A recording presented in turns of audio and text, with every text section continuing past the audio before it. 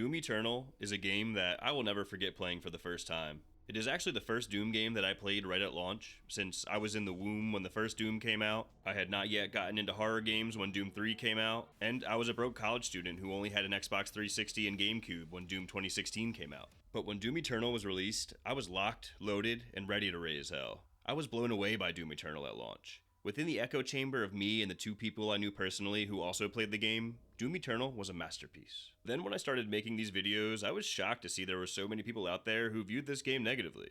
I started to wonder if this game just came out at the perfect time where I was grateful to play anything new as I was spending a lot of time on the couch. I fired up Doom Eternal to start my playthrough for this video and was frustratingly forced to log into an account that I made years ago and didn't know the email or password for. And then once I get past that, I was met with all this Battle Pass BS that looked more like Fortnite than Doom. I thought, man, this is off to a terrible start. Maybe the people online were right. Maybe Doom Eternal did stray too far away from the greatness of Doom. But then I was dropped into a dark and mysterious ship with a shotgun in my hands and enemies ready to be shot at with the sound of gears grinding under my feet in halls filled with tortured souls packed to the gills. And just like that, I was quickly reassured that I was about to be reliving a one-of-a-kind experience and a game that I absolutely adore. Now, I'm not here to argue that people who dislike this game are wrong. I think the criticisms of Doom Eternal are completely valid, and I do have some complaints myself that we'll get into later, but those complaints just do not ruin the game for me personally. So buckle up and join me as we dive into what was great, what was questionable, and what was undeniable about Doom Eternal.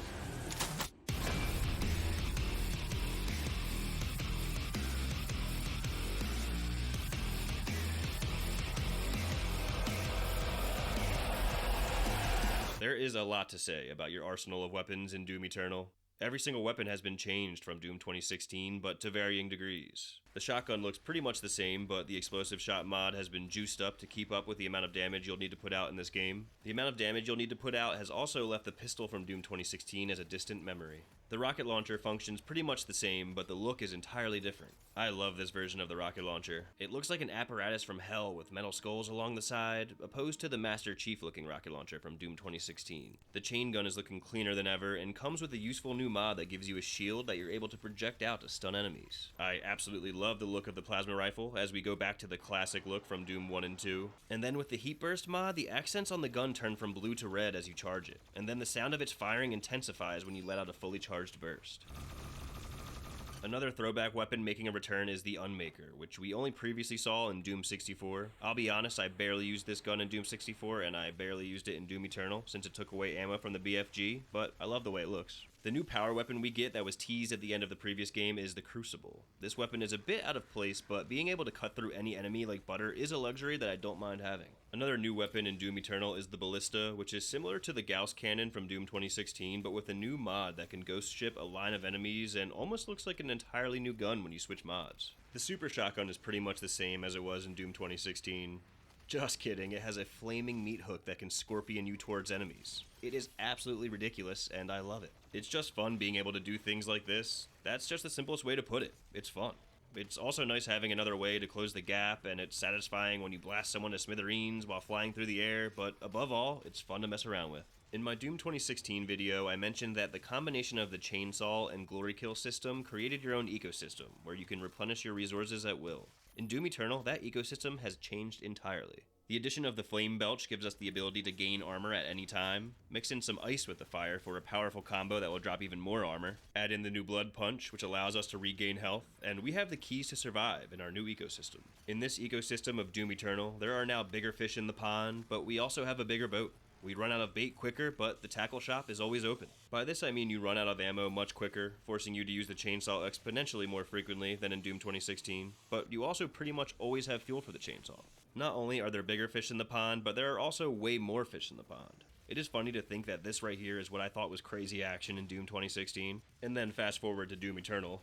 Now, I personally love the chaos and the gameplay of Doom Eternal, but I totally understand why some people don't like this. There's so much going on that it can be a bit much. The chainsaw vomits a rainbow onto your screen, and if you pull off a nice flame belch, there's stuff flying all over the place too. My personal anecdote for the gameplay of Eternal is that I honestly was having an issue finding clips that showed off particular features because most of the clips I took, I was using 5 features at once, which I'll be honest made this video more difficult to put together than my other videos. This game is definitely a far cry from what Doom used to be, or even what what Doom 2016 was like. So I can't argue with some of the complaints people have, but when I'm playing Doom Eternal, I'm having an absolute blast and I'm just so locked in. This is what it feels like when you're in the zone fighting for your life in Doom Eternal. Somehow, at the center of all the havoc on screen, there is a gateway to pure bliss, where the weight of the world just melts away. That feeling is hard to come by, and is a reason I cherish this game.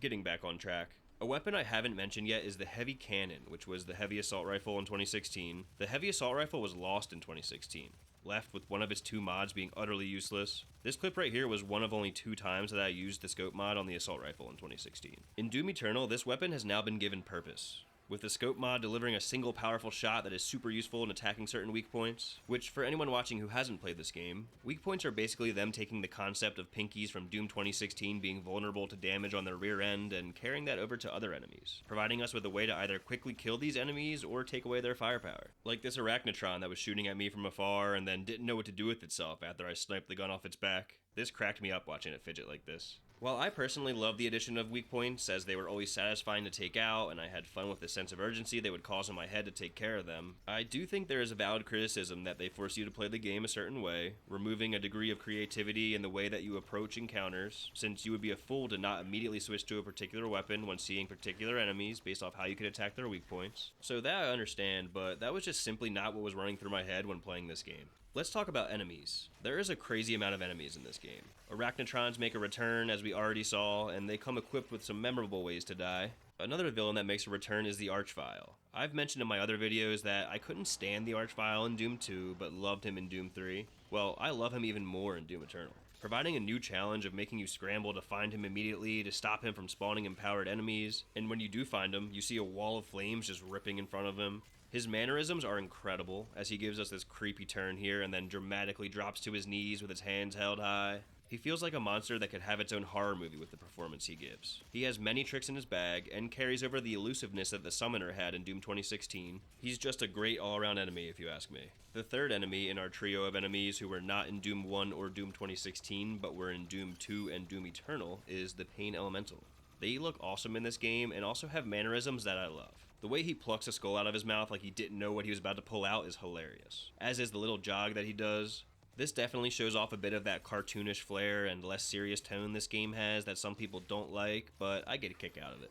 We're introduced to these terrifying tyrants that I mistook for a cyber demon at first. These are a new face unless you played the Legacy of Rust expansion of Doom 2. These things are badass looking and can take a lot of damage, so I oftentimes save the Crucible for them. Prowlers are a new enemy that could be mistaken for imps, if not for their purple projectiles and evasiveness. The best thing Prowlers bring to the table is their glory kills. Look at the horrified look on its face during this. I gotta run it back, I love it so much. And the best glory kill in the game, straight out of Predator. A new fodder enemy we get is the Gargoyle, who isn't too remarkable, but I love its split jaw that's a different color from the rest of its body, and the detail in its projectiles, which looks yellow at first glance, but is a mix of red and yellow particles with a hint of green. The particles remind me of the seasoning on Cool Ranch Doritos. Carcasses are these pesky new enemies that spawn these energy walls that will get you every once in a while. These snake-like creatures are the Whiplash, who I pretty much froze every time I saw one to keep their slippery ways at bay. I like the addition of the Whiplash, but like jamming their arm bone through their skull even more. These Maker drones we get later in the game are another example of a weak point that basically forced me to use the same gun every time I saw them, but you're not going to find me complaining about that, as it felt so satisfying every time you got a headshot on them and this confetti of ammo spewed out. I've never been much of a quickscoper in games, but the quickscope felt so fluid, I loved ripping these things. And here I even got a collateral 2-for-1 that I had to flex. We get introduced to these cue ball enemies that you can shoot into other enemies and have them explode. I was excited to try to pull off some crazy kills with them, but you don't see much of them outside of this room, sadly. Another new enemy, as the list goes on, is the Dread Knight. They look sweet, but aren't as tough as they look, really. My real bone to pick with the Dread Knight is I don't know why they exist when they made the Baron of Hell practically the same as them, just bigger. They do the same jump attack and both have the Baraka blades. If it were up to me, instead of making 2 enemies pretty much the same, they should have just left the Baron in its perfect form from Doom 2016. Getting back to the positives, one thing I do like about the Baron in this game is watching his flesh chunk away, slowly revealing his volcanic insides. This feature of damage taking meat off the bone does carry across all enemies in the game, with my favorite example being the Hell Knight. It is incredible seeing chunks of meat fly off them with each shot. And then with the freeze frame, we get a great look at there being practically nothing left on the bone on his upper arm. It is gruesome and shows an incredible level of detail. And then in this case, we see exposed shoulder bones and a torso that leaves little to the imagination, with the full rib cage exposed and intestines at the bottom. The Prowler also gives us a nice anatomy lesson with a beautiful display of meat barely hanging onto the bone, and then we give them a taste of something not so humorous. The Pain Elemental looks way scarier when it's bloodied up like this, with some skull and brain exposed up top. If you blow up a Mancubus just right, you'll get its head to snap back in a way that only a true sicko could conceive. The gore in this game is wonderful, and is truly second to none. It's delivered to us on a spectrum that ranges from silly, like we see with several glory kills, to creative, to downright gruesome. The enemies ironically bring so much life to this game with the way that they die. I like the way you die, boy. I even love just watching them fight each other when the game gives you the chance to be a fly on the wall.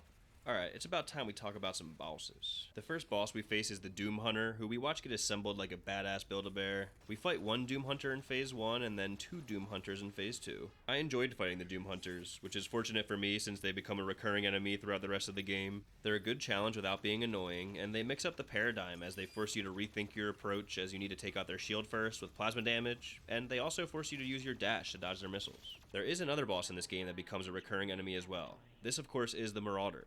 I'll start off by saying I love this intro. This intense stare down with the Marauder and the Doomslayer sizing each other up. I thought this was a cool boss battle that posed a new challenge by making you really focus to attack when your short window of opportunity opens, but I got more and more sick of this enemy the more I had to fight it. The gameplay just feels very out of place, and it's basically the same fight over and over again. So overall, I'm not much of a fan. The next boss we face is the Gladiator.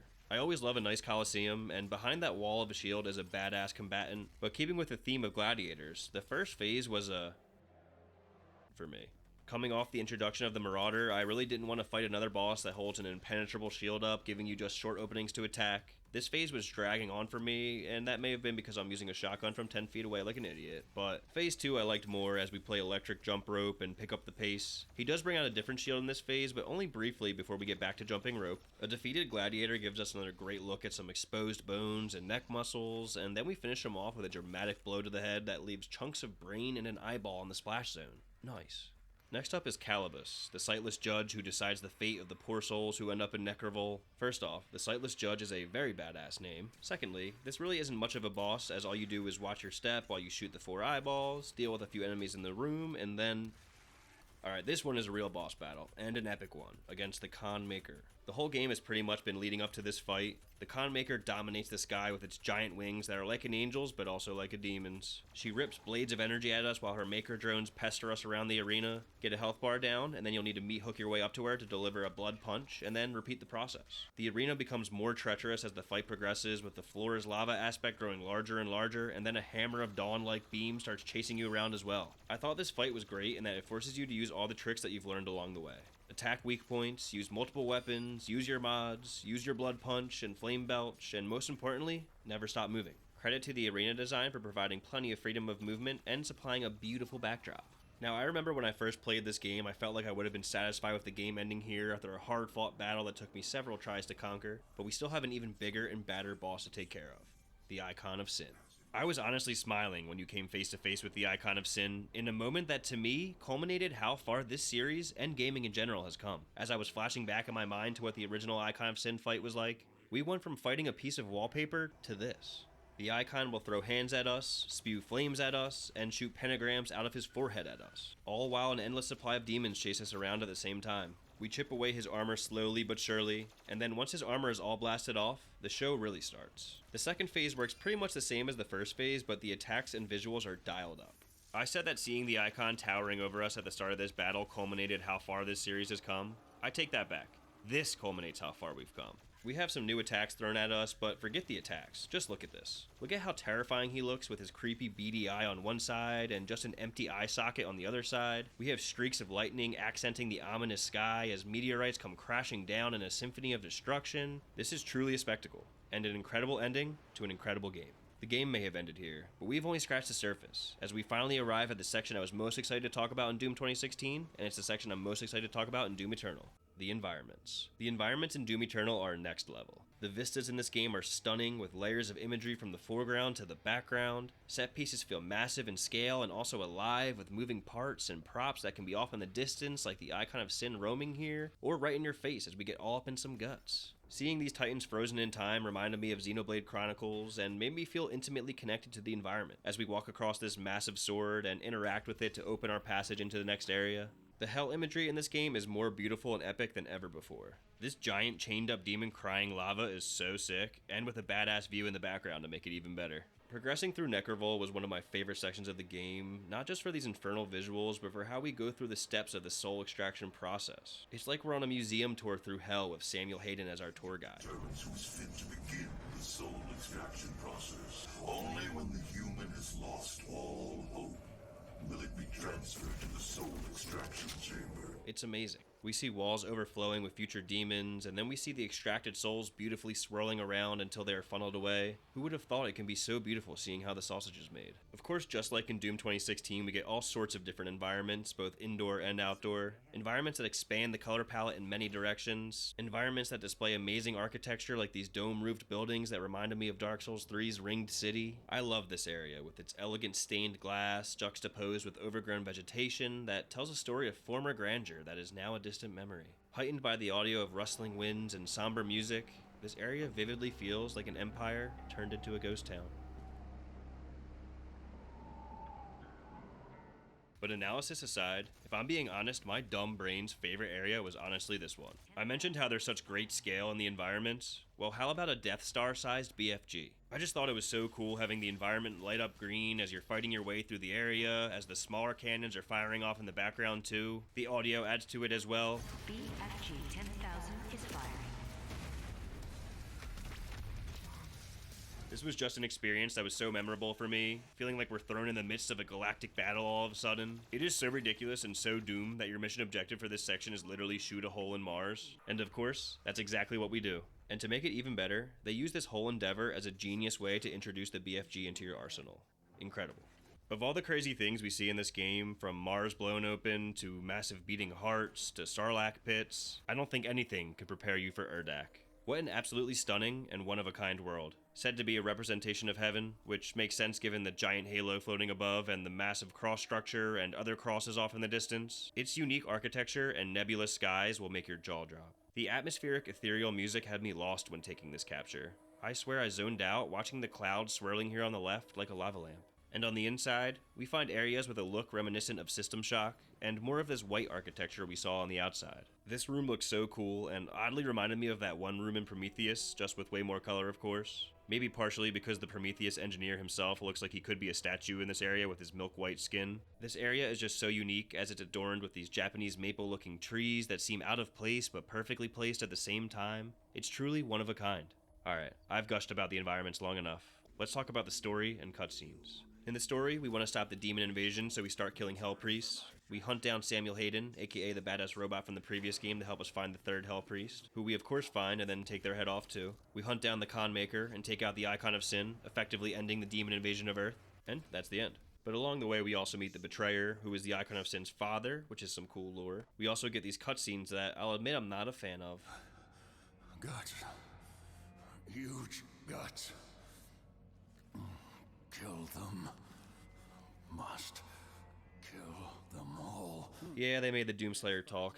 I usually don't care too much about the whole voiceless protagonist thing, but I didn't like this. He doesn't say much at all, and it's in a flashback, so it's not that big of a deal, but I could have done without it. What I do love in the cutscenes is the ridiculous stuff. Like the Doomslayer loading himself as ammunition in a giant cannon, and him just walking through areas with such presence that everyone he passes cowers in fear. They do such a great job of building up the legend of the Doomslayer and making him seem as badass as possible. They display that in the cutscenes, and they also really build upon that in these audio logs throughout the game. Maybe he is a god.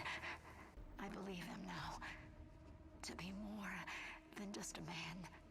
He is Doom. It's so cool. So what other features do we have in the game? The map looks a bit different than in Doom 2016 and is more colorful, which of course fits this game. The map also adds a fast travel function when you reach the end of a level, which was a welcome addition for me as I did unknowingly go past the point of no return once or twice in Doom 2016 and then realized I missed something on the map. We have our good old Doom difficulty options with new emblems to go along with them. We get our end of level stats like always, but in a way that is completely changed and includes level specific challenges that I did enjoy as optional challenges for each level. And then a summary of exploration, which of course I picked a level where I found everything to show off.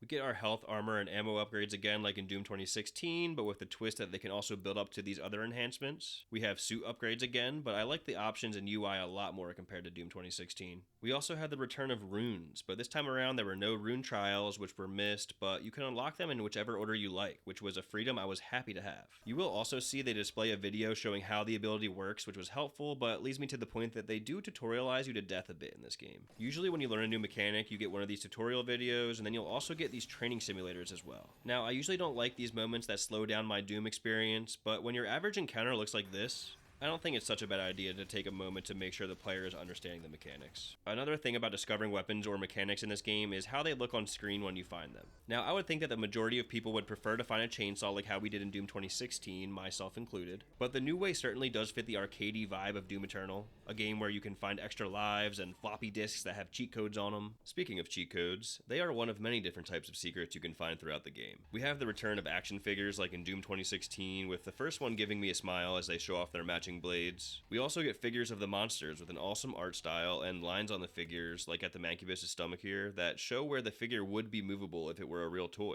This is a level of detail that is so unnecessary but much appreciated. I love this moment where I find this figure and there they are. We also find vinyl records with some nice metal-inspired artwork, with my favorite of the bunch being this one, which reminded me of my favorite Judas Priest album. Another recurring secret you can find is our sweet Angel Daisy, who you can apparently find in each level, but I admittedly did not find until the DLC here. We also get a nice portrait with Daisy in our personal quarters on the Fortress of Doom. There's so much good stuff in here. We get to see our figurine collection, some magazines with sweet artwork on the cover next to our reading throne, a bookshelf full of hilarious book titles including Eat, Rip, Tear instead of Eat, Pray, Love, and Don Slayote instead of Don Quixote. Another bookshelf with some more references, and id Software acknowledging that Quake exists. We also have a PC in this room that you can play Doom 1 and 2 on, because why not? Also, elsewhere on the Fortress of Doom, we're able to unlock the OG Doom suit, which was a must for me, and that you will see in cutscenes, which is beautiful. Also, in terms of Easter eggs, this has to be a reference to our favorite merchant from Resident Evil 4, right? What are you selling? The last secret I'll mention is the Secret Encounters, which are a variation of the Gore nests from Doom 2016. I thought these were cool, serving as these bite-sized challenges that have you on a timer. We also have these Slayer Gate Gore nests that put you into a room with a million demons running around. These get pretty tough later on. Now, with the secrets out of the way, something that is not a secret is that I love the Revenant, and in Doom Eternal, you get to take control of one for a section. I loved this intro of the Revenant getting locked into an Iron Maiden, but while it was a dream come true to walk in the shoes of a Revenant, as soon as I got a feel for the controls, the sequence was over, which left me feeling like it was unnecessary. It feels like they just wanted to force in a demo of what the online multiplayer is like, which is something that I played 2 or 3 times when the game first came out and never came back to. So we have somehow made it this far into the video without mentioning platforming, which I unfortunately feel needs to be addressed, so let's get into it. Yes, there's no denying that this looks like Super Mario. This absolutely looks like Bowser's Castle.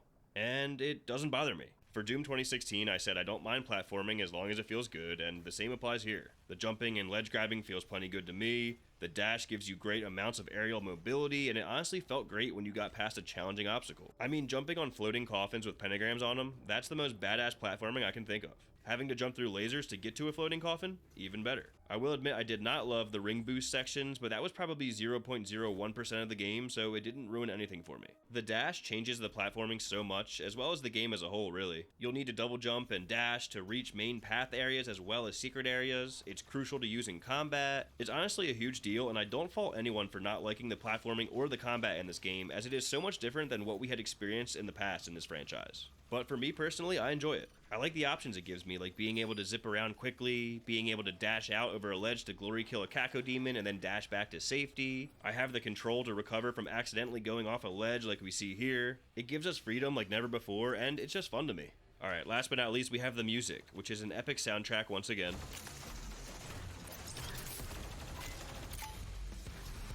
I feel obligated to mention that there was apparently a falling out between id Software and the composer Mick Gordon during the making of Doom Eternal. I have no interest getting into that situation, but it apparently left the soundtrack being a bit rushed from what I've read. While I do think the 2016 soundtrack left more of an impact on me, Doom Eternal's soundtrack is still insane, and we just get great audio like this chanting,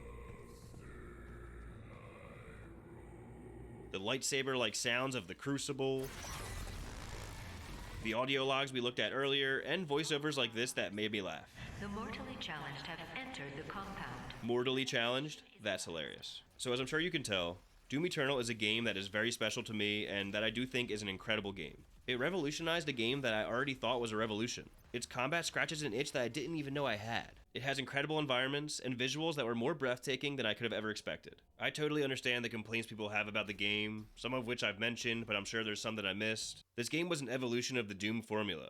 For some, it was a misstep in evolution, and for others, it was paradise. I just hope that in due time, we'll all be holding hands in admiration of the Dark Ages, but only time will tell. Now, you've heard me confess my love for Doom Eternal, but do I prefer it over Doom 2016? I adore both of these games, and they both have aspects that I prefer over each other. Doom Eternal, I prefer the combat, but even as epic as the Icon of Sin and Con Maker were, I prefer the boss battles in Doom 2016. They were all killer, no filler, and the Spider Mastermind is just the greatest. Soundtrack and audio I give to Doom 2016, as well as the monster designs, but Doom Eternal takes the cake on environments after I laid eyes on Urdak.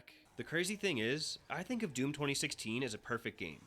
It is a game without flaws, and Doom Eternal I certainly do not think is a perfect game, but I prefer it to Doom 2016, as crazy as that may sound. The Eternal gameplay is just some of the most fun I've ever had in a video game, to the point that it outweighs everything else for me in this case. And looking at the poll I posted a couple weeks ago, it looks like the audience mostly agrees with this verdict, and if you don't agree, that's alright too. So this completes my series of videos on the mainline Doom titles. I did play through the Eternal DLCs, but there's so much content there that it deserves its own video. That will have to wait though, as Doom the Dark Ages is only a few days away. I have no idea if I'm going to love it or hate it, but I'm very excited. I've honestly been avoiding watching any trailers or previews for the game apart from the first trailer to leave me as surprised as possible when playing it for the first time. So the next time we meet, we'll be traveling across uncharted waters, and I hope we'll be talking about an instant classic. Until then, Doomslayers.